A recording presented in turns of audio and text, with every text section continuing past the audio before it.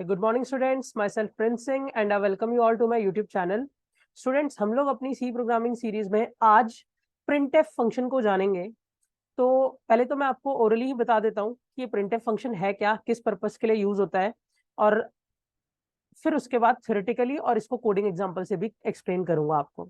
Students देखो, सबसे पहली चीज, भाई जो पहले से कोई कोडिंग लैंग्वेज पढ़ चुके हैं तो उनको एक आइडिया हल्का बहुत मिल गया होगा कि जो प्रिंट रिलेटेड या डिस्प्ले रिलेटेड फंक्शन होते हैं, इनका मेन काम यही होता है कि आउटपुट स्क्रीन पे डेटा को शो करते हैं। तो यहाँ पे भी जो हमारा फंक्शन है दैट इज प्रिंट एफ, ये आउटपुट स्क्रीन पे, मतलब अगर मुझे सी प्रोग्रामिंग के कोड में कोई भी चीज आउटपुट स्क्रीन पे डिस्प्ले करनी है तो मैं प्रिंट फंक्शन का यूज करता हूँ, प्रिंट एफ फंक्शन का। ठीक है, ये फंक्शन पहले से एक हेडर फाइल में स्टोर्ड है, दैट इज जिस हेडर फाइल का नाम है stdio.h। जिसको हेडर फाइल या मेन फंक्शन का कंसेप्ट अभी समझ नहीं आ रहा, वो मेरा लास्ट लेक्चर देख सकते हैं, लिंक आपको डिस्क्रिप्शन में मिल जाएगा स्टूडेंट्स, या फिर आप मेरे चैनल पे भी जाके मेरी प्लेलिस्ट में सी प्रोग्रामिंग सीरीज को देख सकते हैं, वहां पे भी आपको वीडियोस मिल जाएगी। ठीक है, लास्ट लेक्चर में मैंने हेडर फाइल और इंट मेन फंक्शन के बारे में एक्सप्लेन किया था। आज मैं उसी स्ट्रक्चर को यूज करके, कोडिंग स्ट्रक्चर को यूज करके आपको प्रिंटफ फंक्शन को एक्सप्लेन करूंगा, जिसमें मैं कुछ कोड बनाऊंगा, जिसमें आपको डेटा अलग अलग तरीके से कैसे डिस्प्ले किया जा सकता है ये सिखाऊंगा। तो चलते हैं स्टूडेंट्स, अब हम लोग अपनी कोडिंग स्क्रीन पे। स्टूडेंट्स, मैं फिर कह रहा हूँ कि मैं जो सॉफ्टवेयर है वो Dev C plus plus use कर रहा हूँ, क्योंकि ये सॉफ्टवेयर मुझे बहुत कंफर्टेबल लगता है।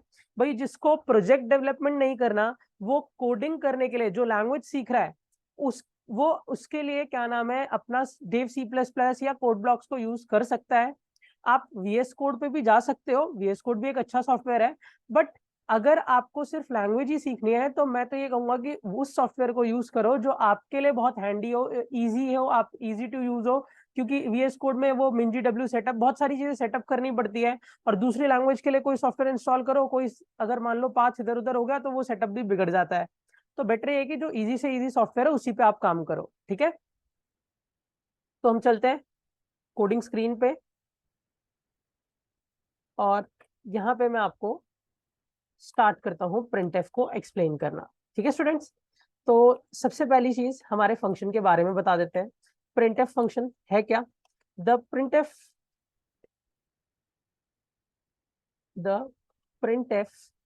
Is a predefined function of header file stdio.h। भाई ये जो प्रिंटफ फंक्शन है ये एक प्री डिफाइंड फंक्शन है।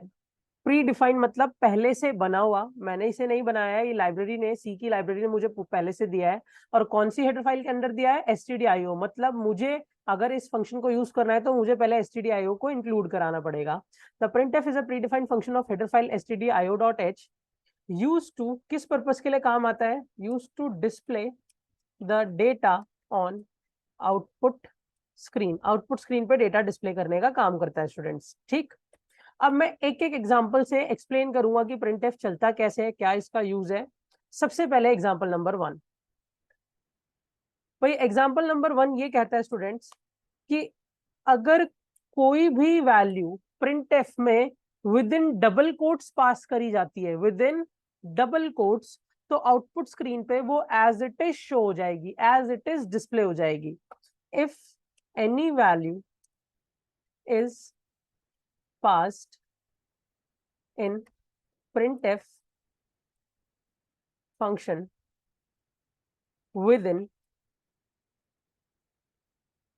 double quotes, then it will be displayed as it is on the output screen। कोई भी वैल्यू अगर प्रिंटफ में डबल कोट्स के अंदर पास की जाएगी तो वो as it is output screen पर डिस्प्ले हो जाएगी। एज इट इज मतलब जैसे उसे लिखा जाएगा बिल्कुल वैसे ही शो हो जाएगी। कोडिंग एग्जांपल से इस चीज को क्लियर करता हूं। ठीक, इसके लिए मैं एक छोटा सा कोड बनाता हूँ, हैश इंक्लूड stdio.h। ठीक, इंट मेन, मेन शुरू करते हैं। मेन के अंदर आके मैं एक फंक्शन बनाता हूँ जिस फंक्शन का नाम रखता हूँ प्रिंटफ।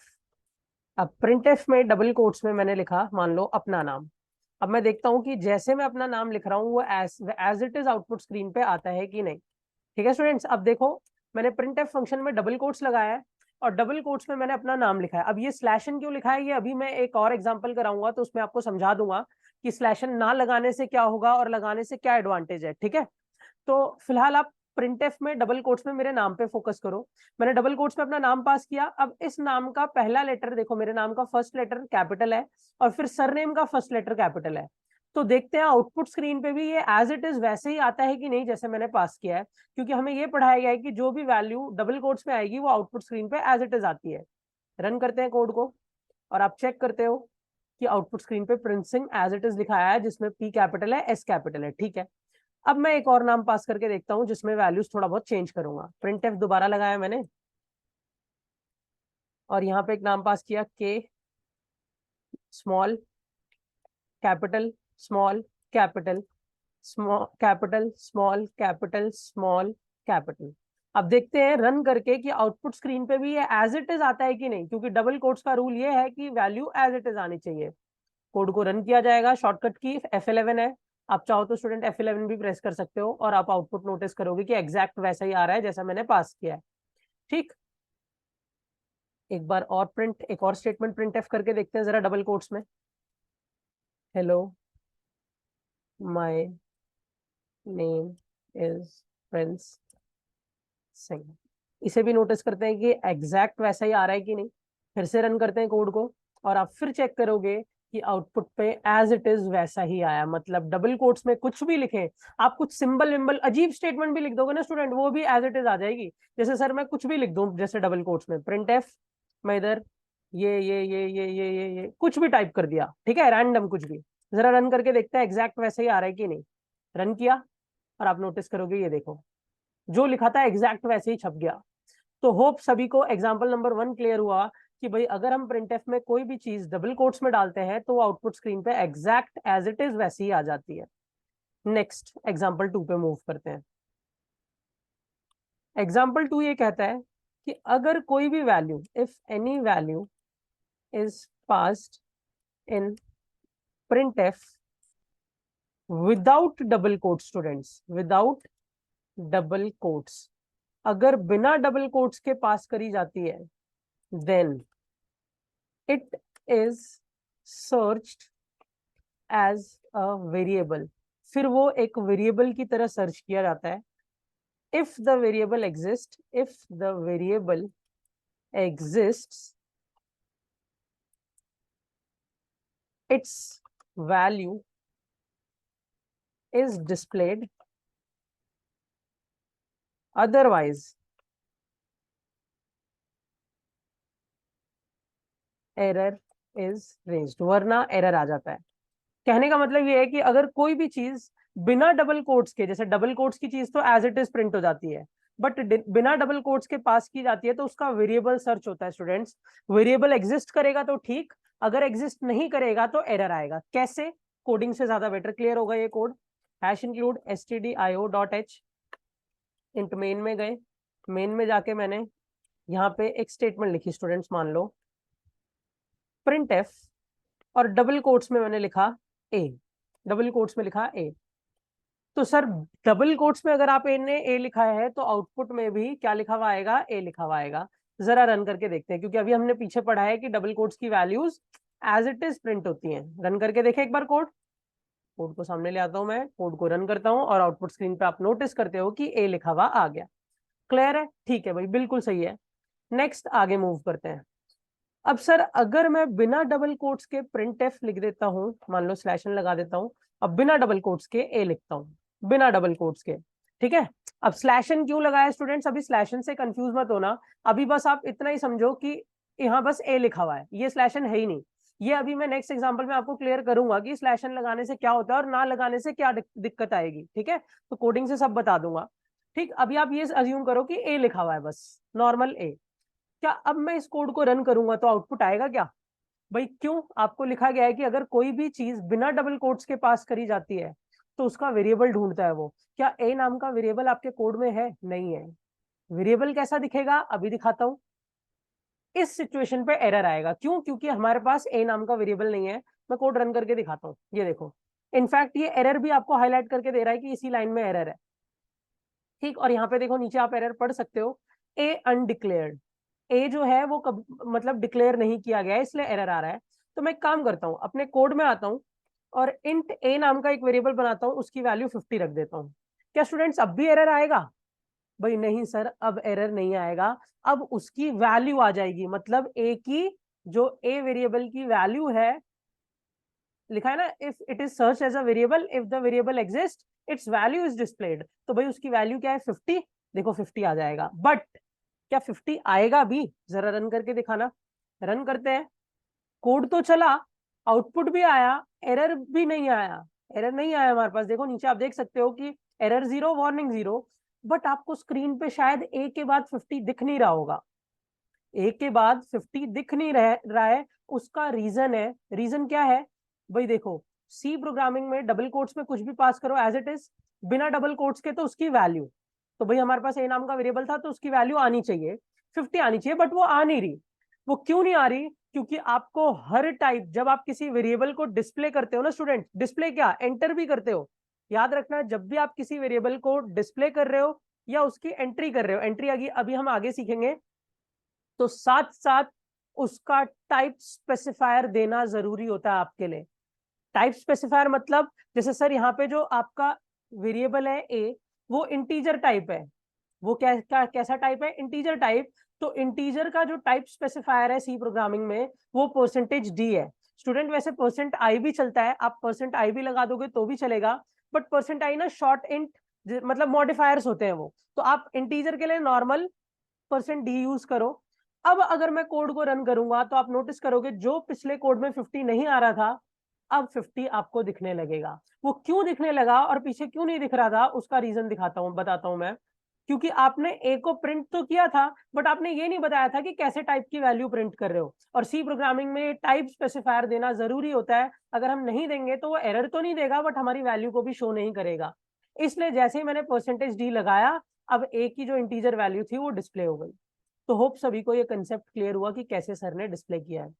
तो सर ठीक है, चलो ये बात तो हमें समझ आ गई कि इंटीजर था तो आपने परसेंटेज डी लगा दिया। क्या अगर कोई अलग टाइप की वैल्यू, मान लो डेसिमल वैल्यू हुई, तो क्या उसके लिए भी परसेंटेज डी चलेगा? नहीं। मैं आपको हर डेटा टाइप के लिए अभी नीचे लिखा दे रहा हूं कि कौन सा टाइप स्पेसिफायर लगता है। देख लो भाई, इधर मैं टाइप डेटा टाइप लिख लेता हूँ, डेटा टाइप, और इधर मैं टाइप स्पेसिफायर लिख लेता हूँ। ठीक है, पहला डेटा टाइप है मान लो इंट। इंट के लिए जो लगता है टाइप स्पेसिफायर वो परसेंटेज डी है। ठीक है स्टूडेंट्स। दूसरा डेटा टाइप मान लो फ्लोट है, फ्लोट के लिए लगता है परसेंटेज एफ। तीसरा data type char, percentage c. String, percentage s. ठीक है, उसके बाद डबल, परसेंटेज एल एफ। ठीक है, और वैसे तो और भी है, जैसे हमारा क्या नाम है, इंट के मॉडिफायर्स है, लॉन्ग, शॉर्ट, जैसे शॉर्ट मॉडिफायर है इंट का, तो उसके लिए परसेंटेज आई लग जाएगा। तो परसेंटेज डी भी चल जाता है शॉर्ट में, इसलिए आप इंट के लिए नॉर्मल परसेंटेज डी रखा करो। अगर मैं लॉन्ग डेटा टाइप की बात करूं तो उसके लिए परसेंटेज एल आई हो जाता है स्टूडेंट्स। ठीक।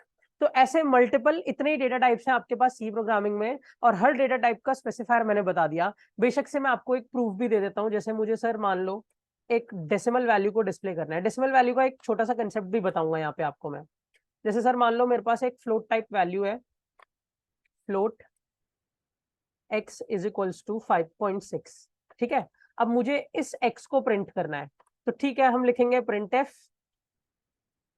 आपने बताया कि फ्लोट का जो डेटा टाइप है या टाइप स्पेसिफायर है वो परसेंटेज एफ है, कॉमा x को प्रिंट करा देंगे। क्या आउटपुट्स में 5.6 आएगा? एक बार रन करके देखते हैं कि आ भी रहा है कि नहीं। रन किया, देखो ए आया, क्योंकि सबसे पहले डबल कोट्स में ए था, फिर 50 आया इंटीजर वैल्यू वाली, फिर 5.6 आया। बट आप देख रहे हो 5.6 के बाद यार इसने कितने सारे जीरो लगा दिए। सर मान लो मुझे 2 ही डेसिमल पॉइंट तक चाहिए और चाहिए ही नहीं, ये तो बार बार आपकी अपनी मर्जी से जीरो ऐड कर दे रहा है। तो आप ये जो परसेंटेज एफ लगाते हो ना, इसके बाद 0.2 लिख दो इससे पहले, सॉरी। तो 0.2 का मतलब ये है कि पॉइंट के बाद 2 डिजिट देगा बस वो। अगर आप 0.3 लिख देते हो तो पॉइंट के बाद 3 डिजिट्स देगा। तो मैं 0.2 लिख के एफ लिख देता हूँ, 0.2 परसेंटेज 0.2f। रन करता हूँ। अब आप नोटिस करोगे कि आपके पॉइंट के बाद 2 ही डिजिट्स आ रहे हैं। जरा एक बार सर 0.3f करना है, इसे 0.3f करते हैं, रन करते हैं F11। ये देखो पॉइंट के बाद 3 डिजिट आ रहे हैं। तो होप सभी को फ्लोटिंग का क्लियर हो गया कंसेप्ट। और ज्यादातर हम जितने भी क्वेश्चन करते हैं, अपना जो आउटपुट देते हैं वो ज्यादातर कौन से पॉइंट्स में देते हैं, 2 पॉइंट में। तो इसलिए मैं 2 पॉइंट वाला ही कंसेप्ट ये वाला बता के यही छोड़ रहा हूँ। बाकी आप हर टाइप, स्ट्रिंग, डबल, किसी के लिए भी उसका स्पेसिफायर के साथ ही डेटा प्रिंट कर सकते हो, वरना नहीं कर सकते हो। क्लियर है स्टूडेंट्स? तो होप सभी को एग्जाम्पल नंबर 2 भी क्लियर हुआ। अब चलते हैं एग्जाम्पल नंबर 3 में, जिसमें मैं आपको स्लैशन के बारे में बताता हूँ स्टूडेंट्स, कि स्लैशन क्यों पढ़ाया गया था, क्या उसका पर्पस था। ठीक है, तो हम चलते हैं स्लैशन के एग्जाम्पल 3। भाई स्लैश एन एक एस्केप सीक्वेंस है। एस्केप सीक्वेंस मतलब non graphical character. Escape sequence non graphical character used to display the data in a new line। नई लाइन में ले जाता है स्टूडेंट डेटा को। दिखाता हूं कैसे। स्लैशन का क्या पर्पस था, अब आपको समझाता हूं मैं। रन करते हैं कोड को, दोबारा से एक कोड बनाते हैं, hash include stdio.h int main. Main में गया मैं, मेन में जाके प्रिंटफ लगाता हूँ, और प्रिंटफ में मैं अपना नाम लिखता हूँ, स्लैशन नहीं लगाता। प्रिंस सिंह लिखा मैंने। ठीक है, देखना अब मैं किसी भी प्रिंटफ में स्लैशन नहीं लगाऊंगा, उससे क्या डिसएडवांटेज होगा आप देखना। Slash n, sorry, Kunal Singh. ठीक है, रिटर्न 0। कोड रन करते हैं। नोटिस करना कि आउटपुट जो है वो सेम लाइन में आ गया। आ गया ना? अगर सर मान लो मैं इसके बाद भी कुछ लिखता, प्रिंटफ ए मान लो लिख दिया, या ए वेरिएबल लिख दिया, या एक ए नाम का वेरिएबल बना लेते हैं, int a is equals to 50। ठीक है, ए लिखा, और उसकी अगली लाइन में प्रिंटफ, उसमें परसेंटेज डी लगाया क्योंकि इंटीजर है, और फिर ए को पास, इसमें भी स्लैशन नहीं लगाया। तो आप अब नोटिस करना कि देखना सब चीजें एक ही लाइन में आएंगी। ये देखो, प्रिंस सिंह, कुणाल सिंह, फिर ए वेरिएबल, फिर 50। तो देख रहे हो कितना अजीब सा आउटपुट आ रहा है। तो वो जो न्यू लाइन में डेटा जा रहा था ना, वो इसी वजह से जा रहा था क्योंकि मैं सबके आगे स्लैशन लगा दे रहा था। अब स्लैशन क्या करता है, आउटपुट को खुद ब खुद एक नई लाइन में ले जा लेता है। रन करते हैं और आप नोटिस करोगे कि देखो सब अब अलग अलग लाइन में, और यहाँ आपका कोड ज्यादा प्रेजेंटेबल लग रहा है, ज्यादा अच्छा लग रहा है देखने में। तो होप सभी को ये वाला कंसेप्ट भी क्लियर हुआ, स्लैशन क्यों लगाया जा रहा था। अब एक लास्ट कंसेप्ट रह गया है, दैट इज, अगर मुझे सर सिंगल प्रिंट एफ से मल्टीपल वेरिएबल्स को डिस्प्ले करना है तो मैं कैसे कर सकता हूं। एग्जाम्पल 4। ठीक है स्टूडेंट्स, मूव करते हैं एग्जाम्पल 4 पे। तो यहां पे बस मैं इसकी हेडिंग लिख रहा हूं, डिस्प्ले मल्टीपल वेरिएबल्स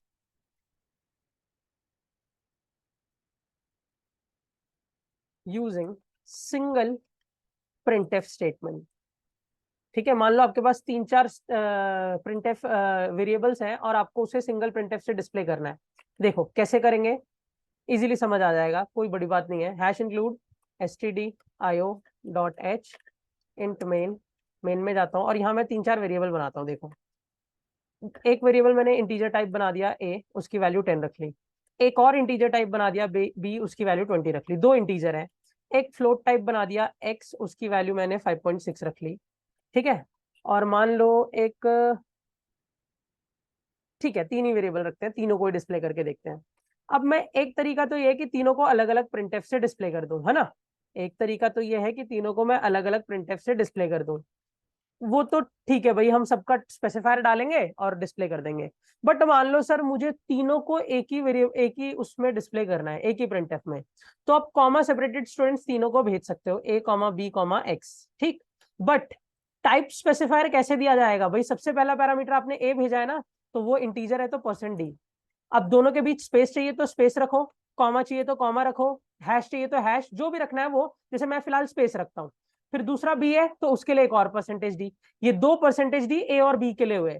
फिर space percentage point 2f, 2f क्यों? क्योंकि डेसिमल के बाद 2 ही डिजिट दिखाए। तो देखो एक इंटीजर और फिर एक फ्लोट, ये देखो एक इंटीजर ए, एक इंटीजर बी और एक फ्लोट। ऐसे आप मल्टीपल वेरिएबल्स को पास कर सकते हो। रन करके दिखाता हूं और आप आउटपुट चेक करोगे कि देखो सारे वेरिएबल्स आ रहे हैं आपके। ठीक, अगर सर मान लो जैसे आपने परसेंटेज डी के बीच यहाँ पे सबके बीच स्पेस लगाया है, मैं यहाँ पे कॉमा लगा देता था, क्या आउटपुट में भी सबके बीच कॉमा आ जाता? बिल्कुल आ जाता भाई। रन करके दिखाता हूँ कोड, ये देखो आ गया ना कॉमा, देखो तीनों वेरिएबल्स के बीच। अगर सर मैं कुछ और सिंबल लगा देता, मान लो डॉलर लगा देता, क्या सबके बीच डॉलर आ जाता? परफेक्ट, बिल्कुल डॉलर ही आता। रन करो और आप देखते हो कि बिल्कुल सबके बीच डॉलर आ गया। तो होप सभी को मल्टीपल वेरिएबल का भी कंसेप्ट क्लियर हुआ।